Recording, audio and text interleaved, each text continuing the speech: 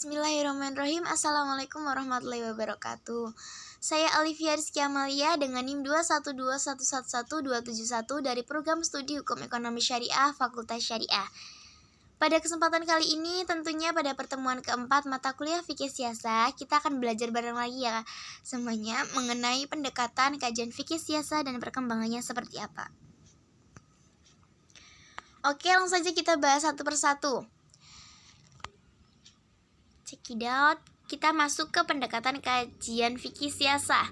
Jadi gini, dalam mengkaji Islam dan politik itu ada 3 pendekatan. Yakni yang pertama ada pendekatan normatif, yaitu memahami kajian politik dalam Islam. Maksudnya gini, kajian politik dalam sejarah Islam yang menjadikan fikih sebagai suatu alat optiknya tidak bisa dilepaskan dari suatu kedisiplinan atau bidang yang lain dalam arti teologi. Jadi di mana menggambarkan suatu argumentasi atau pendapat yang disarikan dari teks-teks keagamaan.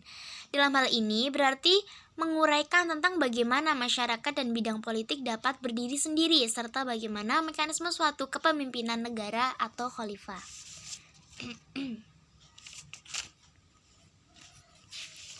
Oke, lalu pendekatan yang kedua yaitu pendekatan sosio-historis, yakni menggabungkan dua pendekatan sekaligus yaitu sosiologis dan sebagai cara pandang.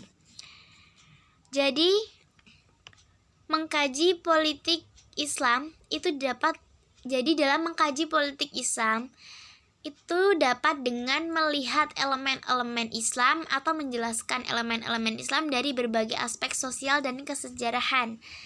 Sebenarnya sih politik di sini hanya berbicara tentang pergantian kepemimpinan semata. Jadi hanya berbicara tentang kepemimpinan lah, pergantian kepemimpinan itu seperti apa gitu. Oke, langsung saja kita lanjut ke yang ketiga, ada pendekatan filosofis, yakni melihat kandungan nilai atau substansi dalam setiap bidang formasi politik Islam. Jadi pendekatan ini tuh lebih banyak berbicara pada siapa yang menjadi pemimpin, menyikapi pemikiran politik di mana sebagai struktural peristiwa sejarah mengenai pembentukan negara dan ketiadaan negara.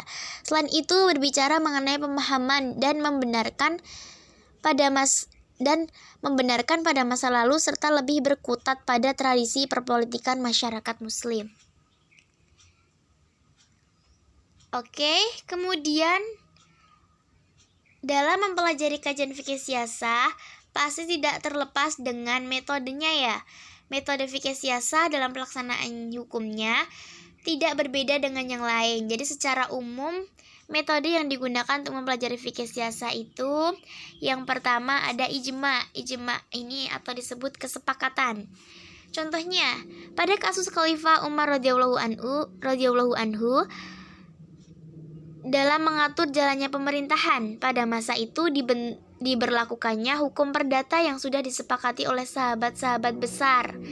Saat itu bahkan Umar radhiyallahu anhu menginstruksikan untuk sholat tarawih berjamaah sebanyak 20 rakaat di masjid, yang merupakan keberaniannya yang tidak diprotes oleh sahabat lain. Oke, yang kedua itu ada qiyas atau analogi, yaitu menyamakan suatu masalah yang hukumnya tidak ada dalam Al-Quran dan menyamakan hukum yang ada dalam Al-Quran karena terdapat persamaan-persamaan ilat.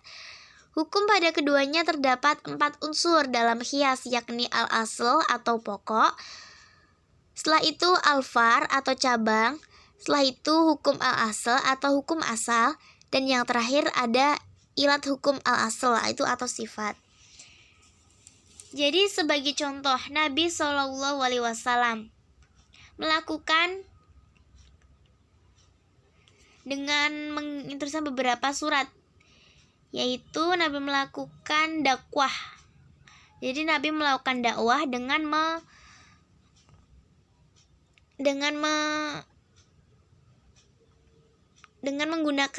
menggunakan beberapa surat pada penguasa tetangganya untuk diajak mengajarkan agama tauhid. Jadi dia itu berdakwah dengan menggunakan beberapa surat kepada penguasa tetangga agamanya untuk diajak mengajarkan agama tauhid. Nah, upaya tersebut itu diwujudkan dalam bentuk ekspansi ke negara tetangga.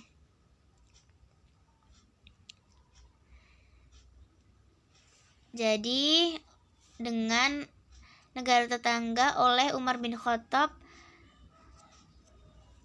dan khalifah sudahnya. Bersama itu ya, jadi mereka itu mengajarkan agama ketauhidan kepada umat tetangga muslimnya. Oke, yang ketiga ada maslahah mursalah atau segala hal yang menjadi kebutuhan manusia. Jadi metode ini itu difokuskan di dalam Al-Quran dan hadis. Contohnya, perbukuan Al-Quran yang dilakukan oleh Utsman bin Affan dan menjadi pedoman bagi beberapa daerah.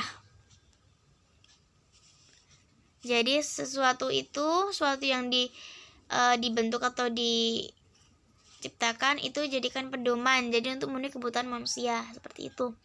Jadi yang selanjutnya yang keempat ada ihtisan. Ihtisan itu atau pengambilan suatu hukum. Hal ini berarti pengambilan suatu hukum itu dengan mengambil satu dalil dari dua dalil yang dianggap paling kuat. Jadi seperti itu. Oke. Metode yang kelima ada istishab. Istishab atau semua hukum itu dikembalikan pada asalnya. Jadi gini, memberlakukan hukum yang ada sebelum didatangkannya hukum yang baru atau adanya ketentuan dalil yang mengubahnya, sehingga semua hukum dikembalikan pada asalnya selama hukum ada nas yang mengharamkan atau melarangnya. Jadi selama belum ada nas yang mengharamkan atau melarangnya. Jadi dalil tersebut dikembalikan pada asalnya selama belum ada nas yang mengharamkan atau melarangnya. Yang terakhir ada sadzariyah dan urf. Sadzariyah di sini berarti menetapkan hukum larangan atas suatu perbuatan, sedangkan urf itu adalah adat atau kebiasaan.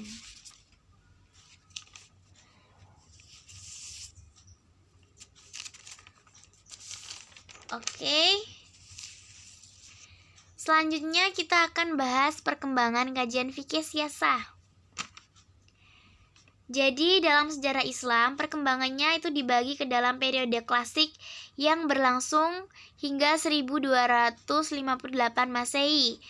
Yang kedua ada periode pertengahan yang berakhir pada abad ke-19 dan periode modern itu masih ada sampai sekarang atau hingga sekarang. Oke, pada periode klasik, kemapanan yang terjadi di dunia Islam. Jadi pada periode klasik itu yang terjadi itu adalah kemapanan di dalam dunia Islam. Secara politik, Islam memegang kekuasaan. Pada periode ini terdapat dua dinasti, yaitu Bani Umayyah pada tahun 661 sampai 750 Masehi dan ada Bani Abbasiyah pada tahun 750 sampai 1258 Masehi. Yang selanjutnya diteruskan pada periode pertengahan yang ditandai dengan kehancuran kerajaan Abbasiyah tadi. Bani Abbasiyah pada tahun 1258 Masehi di tangan tentara Mongol. Jadi kekuatan politik Islam itu mengalami kemunduran.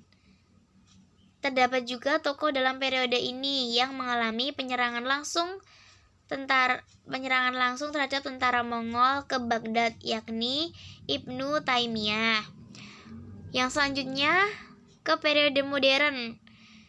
Hal ini ditandai dengan semakin lemahnya dunia Islam di bawah kekuasaan bangsa-bangsa Barat. Jadi hampir seluruh negeri Muslim itu berada di bawah imperialisme dan kolonialisme Barat.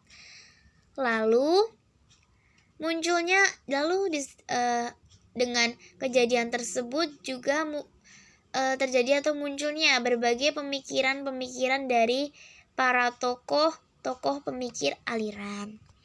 Oke. Cukup sekian untuk materi kali ini. Terima kasih yang sudah menonton video aku. Semoga bermanfaat. Wassalamualaikum warahmatullahi wabarakatuh.